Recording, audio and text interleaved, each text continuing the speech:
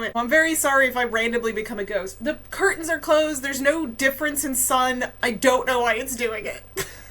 It just wants to show how pale you are in real life. Hello everybody and welcome back to I'm a Fan of That, the show where we chat about fandoms. And we have still not written a new intro. Should we say that we're going to write a new one?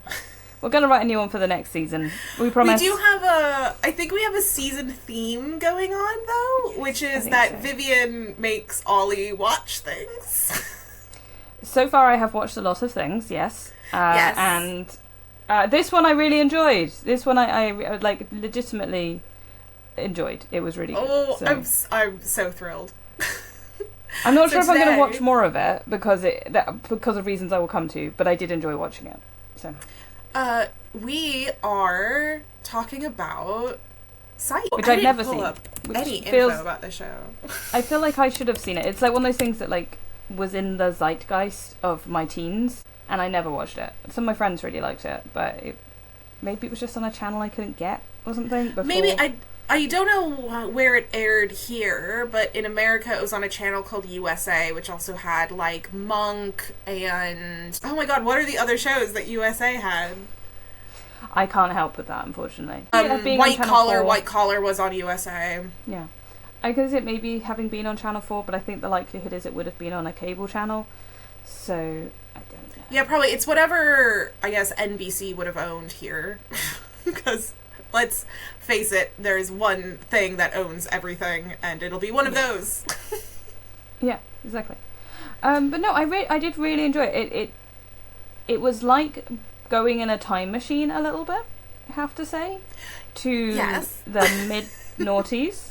That was exciting. And I will say now, I picked one of the earlier episodes that you recommended to me. It was the opening episode of season 2. So, you know, we are you know, probably in mid-noughties? So the show started in 2006. Yes. Yeah, okay. 2006. It ran from about 2006 to about 2014, give or take a bit. And it very much felt like that. The haircuts are spectacular. There's a lot of fierce bobs on the female characters, which was very entertaining. And the humour is... Again, you can see it. You can see that kind of tongue-in-cheek, mid-noughties, early 2010s kind of... We know what we're doing. We're being, we're doing satire kind of humour, but in a very well-meaning, kind of wholesome way. I enjoyed it. It was good fun. The episode I watched was sending up, American Idol and sort of the X Factor and that kind of show. And they did it very, very well, which It was good fun and was very silly. So, and yeah, that's all I can say. I enjoyed it. It was ridiculous. So for people who don't know, Psych is a show where the main character, John Spencer, is played by James Roday, and he is kind of half-trained as a kid by his dad to be super observant in order to be a really good cop. But Sean does not want to be a cop, so he ends up kind of fooling around and doing all sorts of weird stuff and never really growing up. He's kind of one of those personality types. And then he realizes he can make money by working for the police department, but in order to convince them that he isn't actually committing the crimes because he knows all of this stuff he shouldn't know, he says that he's a psychic. And Which so the whole... What a premise. What a premise. So the whole show is him lying to the police department about being a psychic when he's really not a psychic. And it just leads to lots of hijinks and weird things and funny moments. And yeah, it's an all-around goofy show. It reminded me a lot of things like Castle, which were on, I think, a bit later, but that kind of procedural, we need a gimmick cop show. Yeah. But again, it kind of felt slightly less... I only watched, like I said, 1 or 2 episodes. And it was very clearly, okay, and now the next episode, Monster of the Week. Murder of the Week or whatever. Yes. But it felt a little bit more self-aware, all things considered. Which, given that a lot of these shows at the time doing this kind of thing, like things like Castle, like I've mentioned, they weren't that self-aware. No. Not at all. Psych in many ways is kind of making fun of its own genre. Yeah, I mean, it's making fun of The Mentalist, quite clearly. Oh, yeah, well, so I can't remember if The Mentalist came out after Psych, or... They must have been about the same time. But they were at least incredibly the same time, and I think there's even several episodes where they explicitly mention how similar The Mentalist's premise is. Which I think is very funny. Except The Mentalist takes itself so seriously, you cannot watch it. It's unwatchable now. Like, and there's something very there's also the humor is very pop culture reference. It is as I said, the main character is very like never grow up, so he's always making funny quips and being really stupid, and it also has that kind of like everybody around is just kind of almost straight facing to him, which almost makes it even weirder and funnier. His best friend is his kind of Watson, who is played by Dule Hill. And I loved them both. I was like, it was interesting because coming in and watching it at the beginning of series 2, and I don't know if this is something that changed because, or if it doesn't, but the white guy is framed as the main character. To me, it felt like a dual-led show. Yes, it is. Rather than this guy's the main character and this is his sidekick best friend, it felt like the two of them needed to exist together or the show wouldn't work. Which is interesting because it's also clearly trying and not quite succeeding to send up the idea of the black best friend that a lot of these shows have as well. The few episodes I watched kind of missed the mark, but you could see they were trying to. So I was interested by that. I may be wrong. I only watched like 2 or 3 episodes, so like that was the impression I got from it anyway. It finds its feet. Like the early episodes, it is very much more like the very first season. There is a lot of him trying to be... Dule's playing the kind of, again, the more, like, responsible, he's the more adult, he's trying to, like, tone down Sean. By the end of the series, they are both crazy, they are both weird, they are both doing their own, like, shticks, and they do kind of have this lovely chemistry of kind of one cohesive human when they get put together. So I think they find their feet with that as it goes on.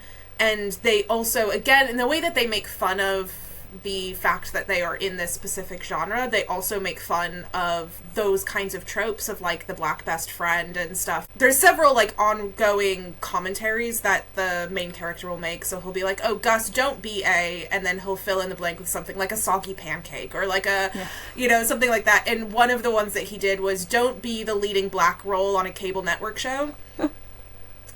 Which is... Which is like, so it's like, it's calling it directly as what it is. And, absolutely. Oh, that's excellent. The other one is the cops. The cops are really interesting because you kind of end up with, the first episode I watched, I kind of felt like they were very generic cardboard cutouty kind of characters, even more so than you might expect in a show like this. And then both of them are quite funny in their own right, because there's Jules, is it? Who is the detective, and then the sergeant whose name I can't remember, but is King Richard from Gallivant. That's the only way I can remember the actor. He's also Kane in Supernatural. Yeah, he's played by Timothy Omenson. Yeah. And it's Carlton Lassiter is the character's name. But, which, to be fair, is a hilarious introduction, because I came in and went, oh my god, it's King Richard from Gallivant! Which... If anyone's watched it, you should watch it. It's a ridiculous program. You will not convince me that man is not playing that character as gay as possible while he's meant to be straight, I think. Like, so according to the show's creator, Lassiter is pansexual. Okay.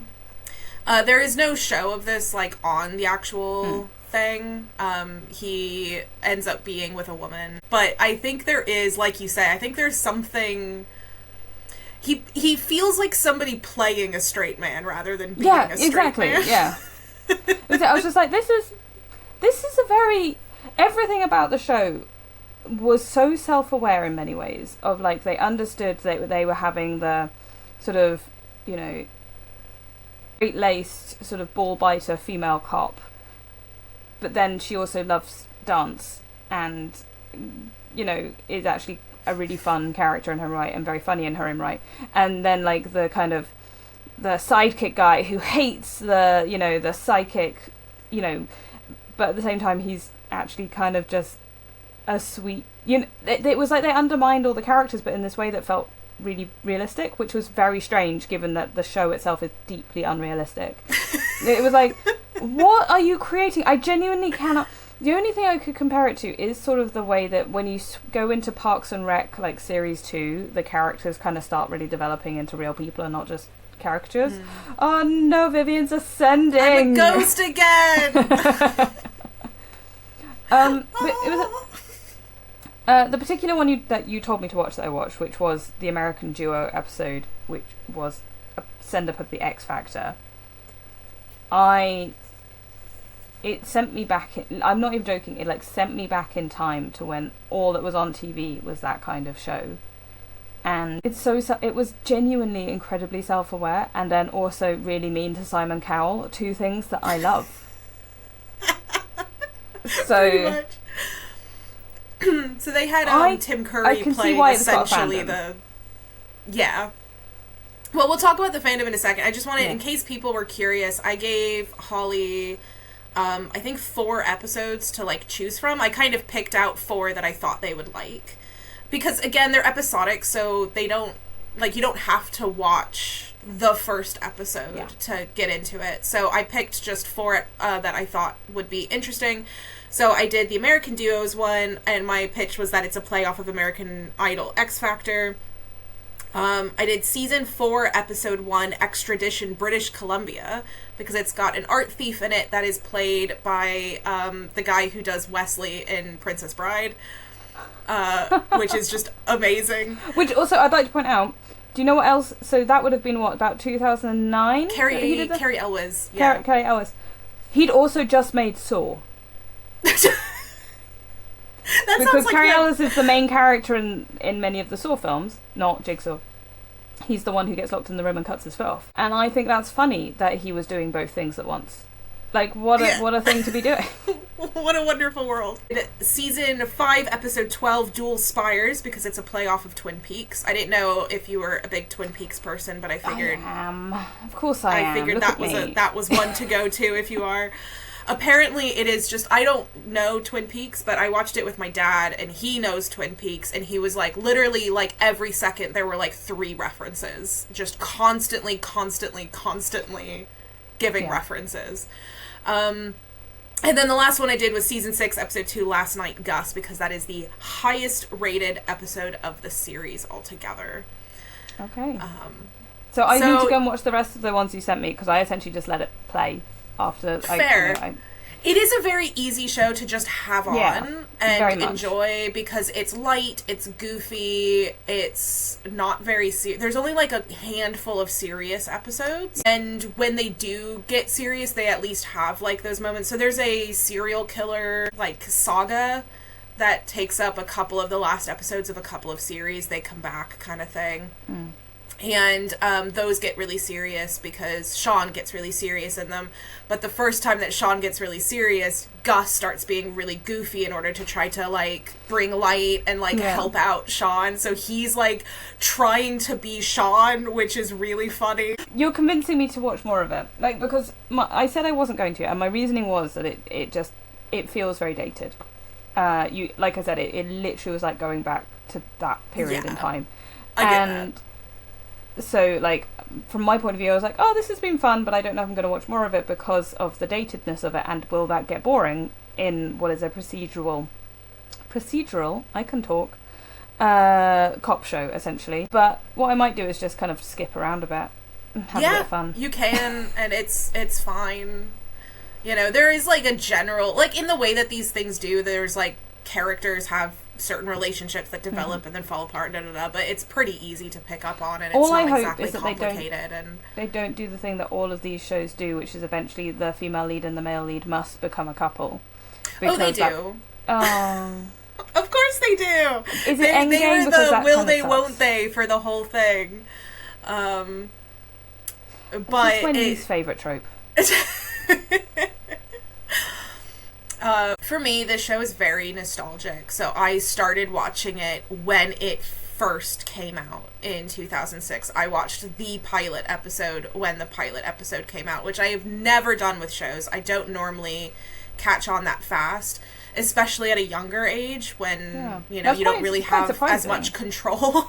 Yeah, I think the only show I've ever done that with was Lost, and that was by accident. Well, so I used to watch a lot of shows on USA. My family was really into Monk, which is it's another procedural show where the main character is an ex-cop who has OCD and a load of other mental health problems, and has its own problems. We're not going to talk about Monk today, but we used to watch that, and they were advertising Psych coming out by having a load of little moments of him meeting Monk and these goofy things of him fucking around, and it seemed really funny. The premise just seemed so funny to me that I was I have to watch this show. And so I started watching it, and me and my dad would watch it a lot because my dad liked a lot of the cop shows because, my dad's a pseudo-cop. And and so we would... Not to say that he's a fake cop. I should probably specify because I was thinking, I use that phrase for security guards. I don't mean it as that sense. He works for NCIS as a homicide detective, so he's not technically a cop, but he's cop adjacent. And so we watch a lot of those kinds of shows together and stuff. And he's always really annoying to watch these shows with when they're serious because he can solve it really fast. But when it's Psych, it doesn't matter. If he solves it really fast, it doesn't matter because it's goofy. That's not why you're watching it. You're not watching it for who's the murderer. You're watching it for the goof and the comedy. Yeah. So we ended up I got really into it. I was every time that there was a new season, I would have a pineapple themed party. So there's a ongoing joke in Psych where every episode there's a pineapple. And some of them, they're incredibly obvious, and some of them... Yeah, kind of. So they're kind of hidden sometimes as well. So it started from the very first episode. James Roday improvised. They improvise a lot of their lines. And he improvised a line where he grabbed a set piece of a pineapple and said, "Should I cut this up for the road?" And I guess everybody on set thought it was so funny that they started putting pineapples in places to see if he would do shit with them. And so then it became a thing that there's pineapples in every episode. I love that. So I would have a pineapple-themed party where I would bake a pineapple cake and I would have pineapple juice and we'd have so there's... You're so dorky and I love it. It's so cute. So in high school I had friends over and we all had pineapple things because it was the season premiere of the new thing of Psych. That's so cute. So I find it because we used to do a similar kind of thing. Sherlock obviously was my thing, but it's a lot shorter series. Three episodes. Are we shocked that I liked Sherlock? And then it did go a bit weird. Yeah. But interestingly, one of the things I did notice in Psych, in the couple of episodes I watched, was that kind of object noticing thing, which is so of that time of the detective sees it and we zoom in and we do a little, oh, wow, the thing that nobody else has noticed, It's very 2008. Oh, yeah, and it's totally something that also was in Sherlock, which was later, weirdly, So, probably, but I just, I think I can see why it would be something that could be latched onto, and I can absolutely see the fandom stuff in there. Even in the early series, you can see the thing of the relationships, the duos, the way that they talk with each other, the way these characters interact. It's almost, I would almost call it fandom bait if it wasn't pre that being a thing, But you can kind of see it in there.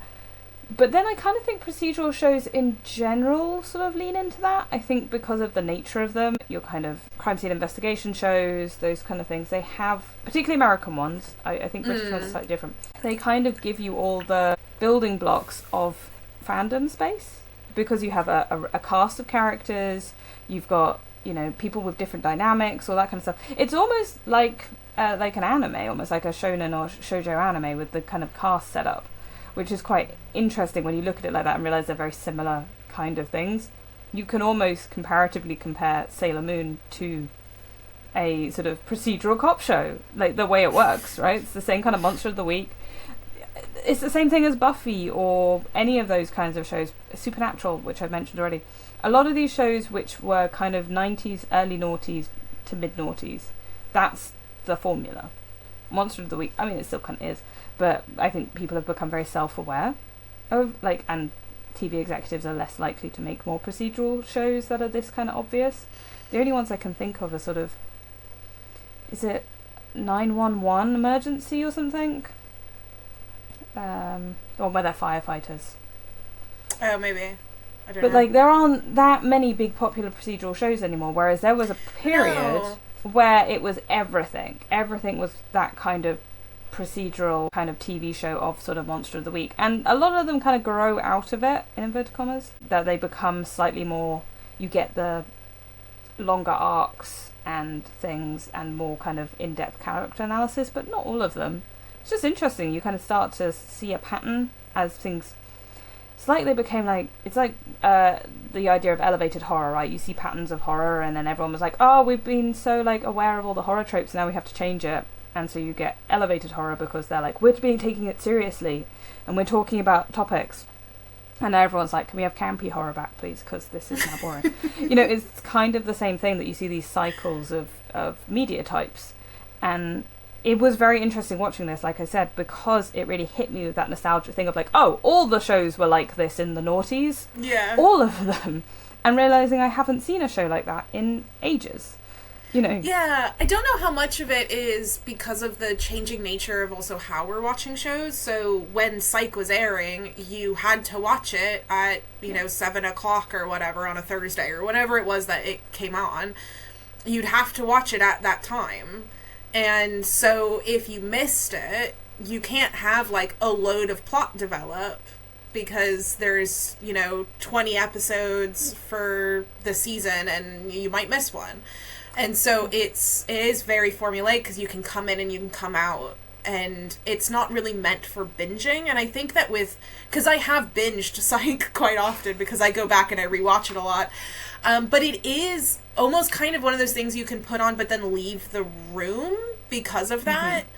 Where I think a lot of binging shows now, they expect you to kind of at least be half paying attention, and they want like a story to be happening while you're binging it, rather than it just being like, okay, now it's Sean solving a crime. Now it's Sean solving a crime. Now it's Sean solving a crime. Which is interesting because a lot of things like Netflix and stuff are doing this thing like, well, people are going to be on their phone the whole time, so you have to like repeat plot points and stuff to them, which is actually just worse. Like, I think that's... it's like they should just go back to the procedural and the kind of soap opera style writing where it is kind of repetitive, but not in the way that feels like it's repetitive, because again, soap operas in America, but they're marketed towards like stay-at-home moms who are obviously going to be slightly busy during the moment that they're on, so they might be coming in and out in order to like feed a baby and make sure that this is going on. Like, they're not going to be just sat wrapped in front of the TV, so they sometimes repeat things.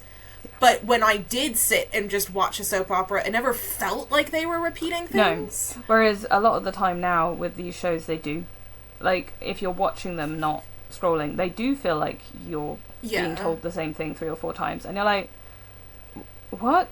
Surely you can write this better. I really feel like they make me feel like I'm hearing the same thing 3 or 4 times. I mean, it's literally like that. Yeah, it is. Yeah, it's so annoying. I don't know how to...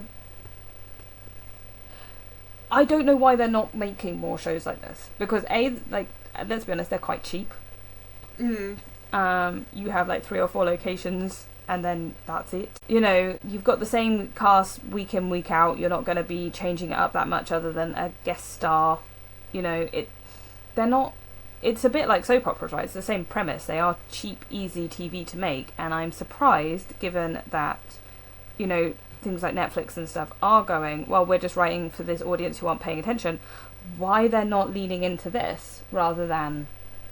And it's almost like they're trying to be both things at once. They're trying to be the elevated, golden age of TV kind of shows, while also catering to an audience who isn't necessarily paying that much attention.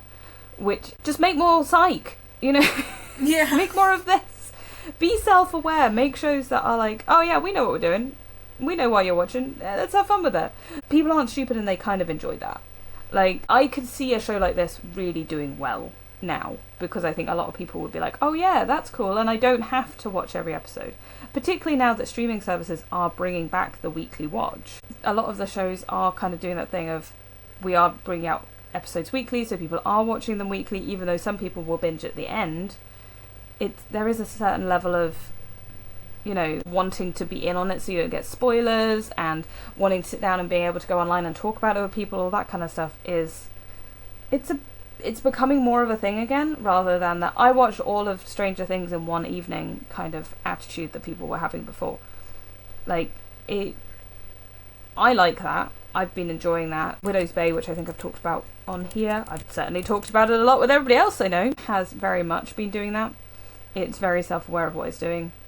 You should watch Widow's Bay. Everyone should watch Widow's Bay. It's great. It's a horror comedy. It on the list. And actually, it was really fun to watch a show that didn't treat you like a child, like you actually were, you know, watching the show and had to, like, figure it out. Like I said, I really enjoyed watching it, and I think it was that thing of, like, this feels like when I used to sit down on a Wednesday or whatever it was, have my dinner and watch Scrubs. Like, yeah, that was what it felt like. And I miss that a little bit. And I know that's, like, nostalgia and whatever. But, you know, I'm going to be honest, like, sometimes I get a bit overwhelmed by how much choice I have of all the TV I can watch. Like, sometimes it's a lot of TV. I love there's TV. One of the things that I think they did really well is in that, you know, formulaic aspect. I think it lends itself to also those kind of repetitive jokes that they can kind of vary up each time. So you have, you know, the kind of quintessential way that Sean will introduce both himself and Gus as he makes up names, and they tend to play off of each other, or they're like a reference to a movie, so they both are characters in the same movie, and, you know, and they make little jokes. So there's one where he introduced Gus as Jacob Jingleheimer Smith, and yes, they all shout when we go out. It's you know, it's like they make these small little jokes, but that's every single time he introduces somebody, or he introduces them to somebody, and so then that becomes like a secondary joke when people interrupt it and make their own references on top of it, and like, and it also means that the fan base have these things that they can grab onto and use as ways of kind of like also connecting to the writing and the stories, where they can do the joke of the introduction. There's another ongoing one where Sean will say, I've heard it both ways, when he, like, fucks up saying something, and then somebody corrects him, and he goes, oh, I've heard it both ways. And so that's an ongoing thing. That's one I still say, but because I'm around people that don't watch it, I'll make a joke about, like, oh, I've heard it both ways, and Tom will be like, what do you mean? He's like, is that an American thing, that, like, it's pronounced that way? And it's like, no, I was dumb. I'm just making a joke. See, what's interesting is, again, that kind of stuff actually feels very reminiscent of Supernatural, which does also have, like, ongoing jokes, that all of the things they dress up as to go and ask people questions when they're investigating people. You know, it's taking it more seriously, but it is this ongoing joke in the fandom. Sam and Dean are going to turn up at your door and flash some ID at you, and they might be dressed as priests. You know, like, it's sort of an ongoing thing of, like, what are they going to do this time to get the information? And it is something that I think that that kind of procedural naughty show does really, really well. Where, again, it's what you could call fandom bait, except it's not. It's fandom creation. Honestly, it goes back to things like Round the Horn having catchphrases or whatever. Hello, I'm Julian, this is my friend Sandy. That's just how you that's the introduction to the show every single time, you know, like, and those things are things that people know and remain in social zeitgeist. Even though you right now you don't necessarily have one around you who knows it, somebody at some point is going to clock that you've said it and be like, oh my god, you know, because it happens that you have a moment where something you as a fan have taken into your lexicon, your language or whatever, because of other fans, because of being around other fans, that even to the point, or the show itself, that even to the point that when you then later encounter people in the wild and you say it, someone's going to go, oh, which is, I think that's really good fun. I think that's part of things like this, and I think it's why it's almost memes it's almost like memes. It's memetics. And like when you kind of then don't have those shows that have those ongoing jokes or whatever in them because they just don't work like that anymore. It does, if you're binging something, like an ongoing joke is annoying actually because it's just really repetitive because you're watching it all in one go. It doesn't have time to get set up either. It just becomes that, oh, you're trying to make a bit, you know. Again, people are very aware of what they're watching now, and so when they see it they go, oh, are you trying to make a bit? And there's a lot of that I just kind of feel is it loses a little bit of its charm, don't you think? You know, maybe this is just old man shouts at clouds, I don't know, but like there are certainly things where, weirdly, the example is the difference between like the Avengers films versus the Guardians of the Galaxy films, because the Avengers films are created by various different people and they're always a different writer every single time, and so they do not get the chance to set up ongoing jokes between these characters, which you'd think as a franchise like that you really could. You could set up an easier... There are certain things like, you know... Yeah, you could even just have a wiki that you then share with the other writers to be like, here's the... Yeah. Whereas Guardians of the Galaxy, done all by James Gunn, to the point that even when the Guardians were in other films, he insisted on writing their sections to keep that consistency of the characters. You get the jokes, right? You get the Baby Groot jokes, touching the button, you know, all that kind of stuff, and like, they carry on through, and that works. And even though Psych clearly has a writer's room, they've got a show bible, and the show bible says this is what you've got to do, this is how you do it, and this is how it works. And I think we're lacking that a lot of the time.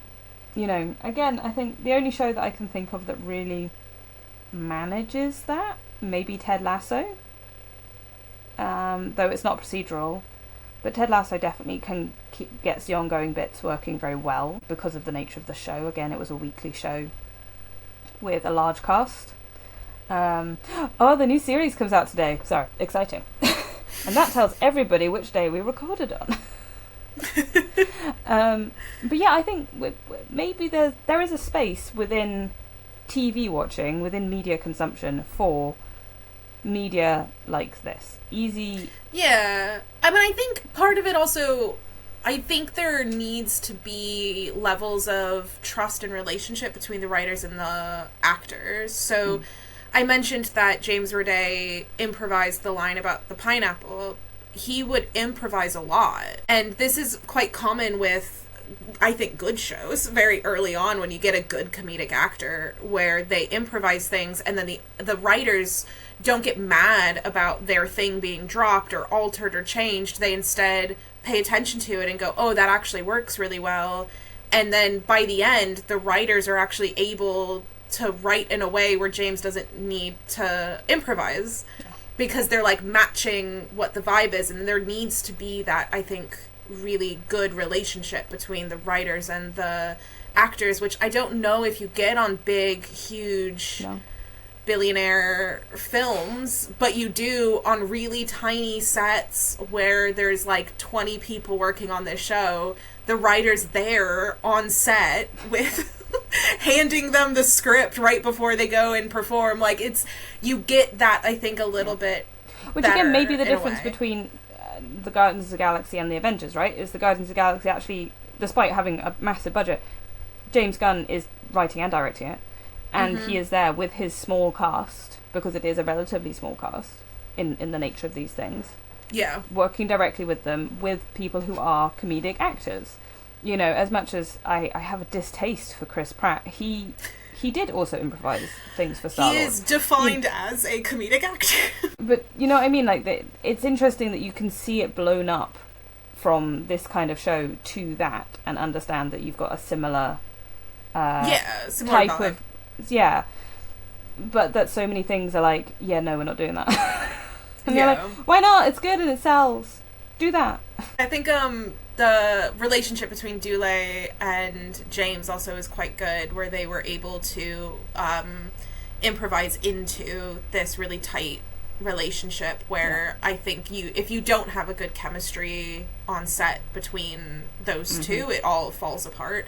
And Dule Hill is so fascinating to me because I knew him first from being on The West Wing, because my mom watched The West Wing. he's on The West Wing, where it's a very serious show. He plays a very serious character. He's very good at it. Yeah, and then he came to Psych, and at first he's playing the straight man, and then he gets to be weird and goofy, which he didn't get to do on The West Wing. And so I think it's kind of fun to see somebody who I probably wouldn't have described him as a comedic actor, but I think after being on Psych, he probably could be defined as that quite easily. Like I said, I enjoyed it. It made me feel super nostalgic. It made me want to watch a load of shows like this and then judge them all. I do want to briefly talk about fan bases that are of a particular size. Because I can't imagine it's that big. There is something really weird about the Psych fan base, and this was even the case when it was airing. Psych was not the biggest show. It was not the biggest earner on that network. It was kind of the really small baby brother that no one really paid as much attention to in comparison to shows like White Collar and Suits and Monk. There we go. I remember them. Suits was on there. Suits was on it. White Collar was on it. Monk was on. These are all like really big, huge shows. I mean, yeah, Suits. Like everyone knows about Suits for obvious reasons. Well, they do now. But like, yeah. But yeah, so like they were a lot more serious as well. Even Monk was a little bit more serious, and so it was like the goofy little brother, and it didn't have as much of an audience, but it had enough to keep it going. Yeah. And which is also a very different thing now. Like if you didn't get if it hadn't got the audience that they were expecting, it wouldn't have made it past series 1. No, probably not. But there's something really, because as much as you were saying like, oh, somebody might get it, I don't know if they will, because it's not a huge, and I'm in a different country now. And like when I was in America, even when it was still airing, it was rare to find somebody who watched Psych.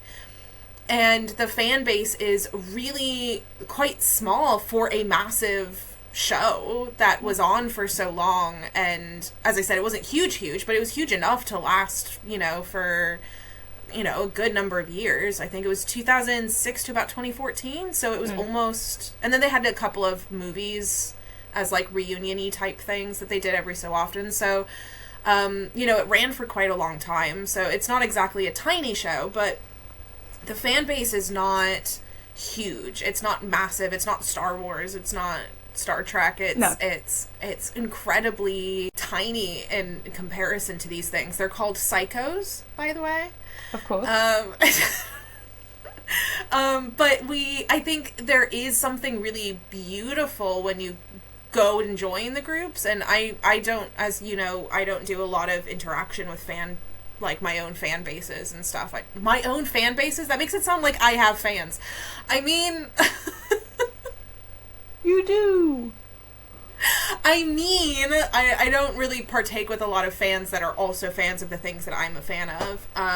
But when I do hop over to, like, the Reddit and the Twitter and the YouTube and stuff like that, it is a really beautiful, like, everyone's happy, everyone is having just a fun, goofy time together, everyone's kind. I bet the people who are still in the fandom, are still active, are the people who weathered all the storms, all that kind of stuff. And the fact that it is still active, still here. Despite, it not being a show for about 10 years, over 10 years, Jesus, then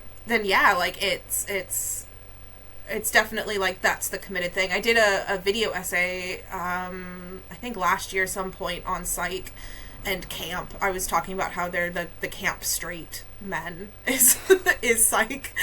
And I wasn't expecting to get a huge amount of traction. And it's not like my biggest fucking video, but it does quite well comparatively, because people will go and watch it and engage with it and chat about it and then share it to people, because you finally get a thing that you can talk to somebody about.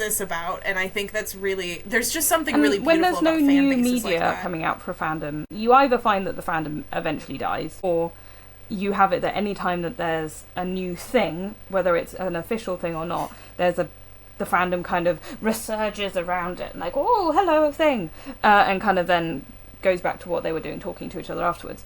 And that's really important because essentially it's adding to the ecosystem of the fandom, and that's why fandoms survive. Not because there's constant new media, and we've talked about this.